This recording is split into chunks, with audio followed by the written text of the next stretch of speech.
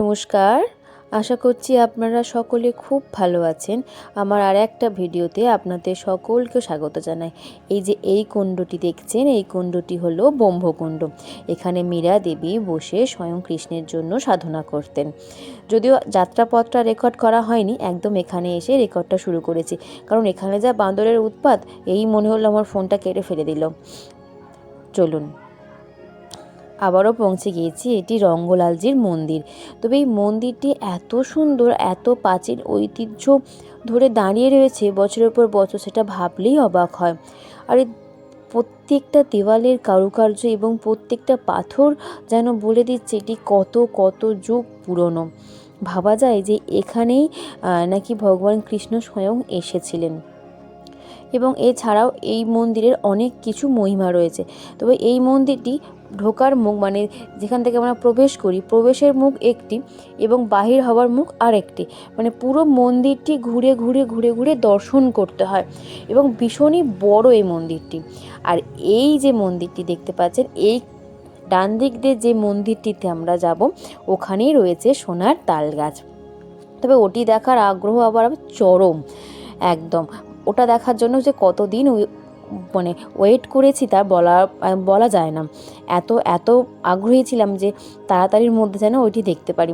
তবে ওই সোনার তাল গাছটি দেখার জন্যই আমরা খুব তাড়াতাড়ি করে যাচ্ছিলাম। তবে ওই যে দুর্ভাগ্য হলে যা হয়, ওখানে এই সোনার তাল গাছ দেখতে এসেছিলাম, কিন্তু আমরা যেই সময় এসেছিলাম সেই সময় ওখানে পুলিশ ছিল। তো ওনারা ওখানে কোনো মতেই আমাদের ভিডিও করতে দিচ্ছিলেন না। আমি বললাম, অনেকবার করে অনুরোধ করলাম যে একটু ভিডিও করি, কিন্তু উনি কোনো মতেই আমাকে ভিডিও করতে দিলেন না। বললেন যে অনেক ভক্তের সমাবেশ বেড়ে যাচ্ছে এবং অনেক ভক্ত সমাগম হয়ে যাচ্ছে, ভিড়ও বেশি হয়ে যাচ্ছে। তো সেই জন্য ওনারা আর ওখানে দাঁড়াতে দিলেন না। শুধু কোনো রকমই একটুখানি দেখেছি ওই সোনার তাল গাছটি, দেখি আমরা চলে এসেছি। ভিডিও করার সময় হয়ে ওঠেনি, তবে দূর থেকে দেখা যাচ্ছে সোনার তাল গাছ। চলুন, সোনার তাল গাছ দেখে মন ভরে দেখে এবার চলে এসেছি নিধিবন দর্শন করতে। ভাবা যায় এই নিধিবনেই নাকি রাধারানী এবং কৃষ্ণ স্বয়ং রাস করেন, তা এখনও বর্তমান বিরাজমান। এই প্রত্যেকটি গাছ তার সাক্ষী। যদিও এটা পুরোটা জাল দিয়ে ঘিরে দিয়েছে, কারণ এত পরিমাণে বাঁদরের উপদ্রব এবং এত পরিমাণ লাফালাফি করছে, তো মানুষের চশমা ফোন একইভাবে ওরা কেড়ে নিয়েছে এবং ভয়ও লাগছে যদি কোনোভাবে আঁচড়ে দেয় বা যদি কিছু হয়ে যায়। তো সেই জন্যই বোধহয় এইভাবে ঘিরে দিয়েছে। আর এত ভালো লাগে, পুরোটা টানেলের মতো, একদম মাথাটাও ছাউনি দেওয়া আর দুদিকে পুরো জাল দিয়ে ঘিরে দেওয়া। তো জালে এদিক ওদিক থেকে হনুমান লাফাচ্ছে। আর এই গাছগুলো আমি গোটা বৃন্দাবন এবং রাধাকুণ্ড জুড়ে দেখেছি, তবে এই গাছগুলোর নাম আমি ঠিক জানি না। যদি কেউ জেনে থাকেন তাহলে অবশ্যই অবশ্যই আমাকে কমেন্ট করে জানাবেন। তবে গাছগুলো কিন্তু আমাদের এই দিকে অর্থাৎ ওয়েস্ট বেঙ্গলে কিন্তু এগুলো দেখা যায় না। বৃন্দাবন বা রাধাকুণ্ডেই আমি দেখতে পাচ্ছি এই গাছগুলো। তবে খুব সুন্দর। আর এই গাছটি, সামনের যে গাছটি ছিল, ওই গাছটিতে দেখছি অনেকে আবার মানসিকের জন্য কিছু সুতোও বাঁধছে, আবার অনেকে জড়িয়েও ধরছে। এই গাছটি কি নাকি কোনো একটা মাহাত্ম্য রয়েছে, তবে ঠিক মতো করে শোনা হয়নি। অনেক পণ্ডিতজি বলছিলেন। আমাদের একটু তাড়া ছিল, তো তার জন্য আমরা তাড়াহুড়োর মধ্যেই চলে এসেছিলাম। পুরোটা তো ঘুরে শেষ করতে হবে, সেই জন্যই এই তাড়াহুড়ো করছিলাম। একটু তাড়া ছিল আমাদের, কারণ আমাদের মধ্যে যারা যারা আমরা একসঙ্গে বৃন্দাবনে গিয়েছিলাম, তার মধ্যে একজন একটু অসুস্থ হয়ে গিয়েছিল। তবে এর আগে থেকে আমরা একটা পুজোও কিনে নিয়েছিলাম ওখানে পুজো দেওয়ার জন্য। এই যে এইটি রয়েছে বোনের হাতে, লাল কালারের একটি পুজো। এর মধ্যে শাড়ি, আলতা, সিঁদুর, টিপ, মেহেন্দি, চুড়ি অনেক কিছুই রয়েছে রাধারানীর কাছে পুজো দেওয়ার জন্য। সবাই তাই, আমরা ওটাও কিনেছি। একটি জিনিসই কিনেছিলাম, তবে ওই দামটি 150 না 200 এরকম একটা নিয়েছিলাম। আর সব থেকে অবাক করা কাণ্ড, সবার না এই যে টানেলের মতো করা আছে, এখান থেকে না হাত চলে যাচ্ছিলো পুরো ওই কাঁচেরটার মধ্যে উপরে একদম। এই যে বোন আপনাদের একটু দেখা যায়, বলছে আমাকে একটু ছবি তুলে দিত। তো ওইটা নিয়ে ছবি তুলে দিলাম, তার সঙ্গে সঙ্গে একটু ভিডিও রেকর্ডও করে নিলাম।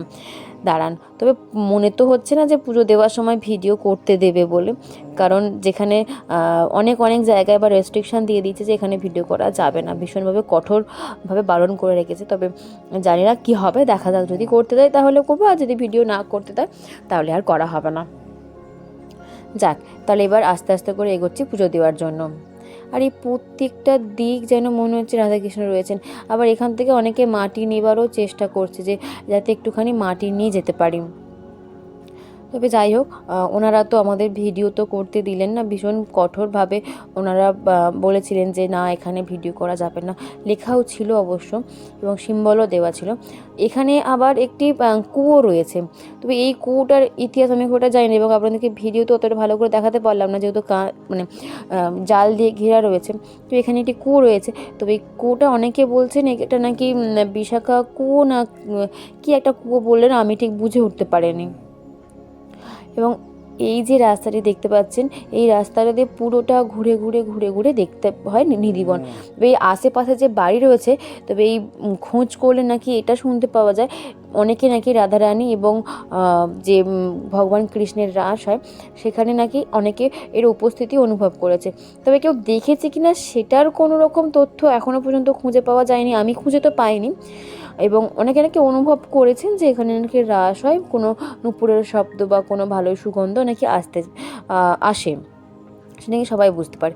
চলুন, আমাদের পুজো দেওয়া হয়েছে, ওই যে ওখানে ভিডিও করতে দিল না, আবার আমরা চলে এসেছি এই রাসমঞ্চে। এখানে সবাই ভক্তরা এসেছে, কত নাচানাচি করছে। এখানে অষ্টসখী রয়েছে, অনেক মাতাজি এখানে এসেছে যারা ছবি তুলছে এবং আমরাও, যদিও তার ব্যতিক্রম নয়, আমরাও এখানে ছবি একটু তুলেছি। রাসমঞ্চে সবাই নাচছে, এখানে একটি মন্দিরও রয়েছে, রাধা মাধবের একটি মন্দির রয়েছে, সেখানে সবাই নিজের মতো করে পুজো করছে। আর এই যে এখান থেকে অনেক চেষ্টা করেছি মাটি নেবার, একটু ভাবলাম একটু মাটি নিয়ে যাব, কিন্তু সেটা সম্ভব হলো না, কারণ এতটাই জাল দিয়ে ঘেরা, তো মাটিটা নেবার মতো সম্ভব আর হলো না, কিছুই করার নেই। তো চলুন, আমরা এখানে চলে এসেছি, এটি রাধা দামোদর। এই রাধা দামোদরে নাকি স্বয়ং মা যশোদা কৃষ্ণকে কোমরে পাট ছেঁড়া দিয়ে বেঁধে রেখেছিলেন, আর সেখান থেকেই নাকি এই দামোদর মাসের উৎসবটি তৈরি বা ব্রতটি এসেছিল। তো যাই হোক, আজ তাহলে এখানেই রাখি, শেষেই সোনার তালগাছের ছবিটি আমরা যোগ করে দিলাম। অবশ্যই অবশ্যই চ্যানেলটিকে সাবস্ক্রাইব করবেন এবং ভালো লাগলে একটি লাইকও করতে পারেন, আবার শেয়ারও করতে পারেন। ততক্ষণ সবাই ভালো থাকবেন, সুস্থ থাকবেন এবং অবশ্যই অবশ্যই সবাই সচেতন থাকবেন।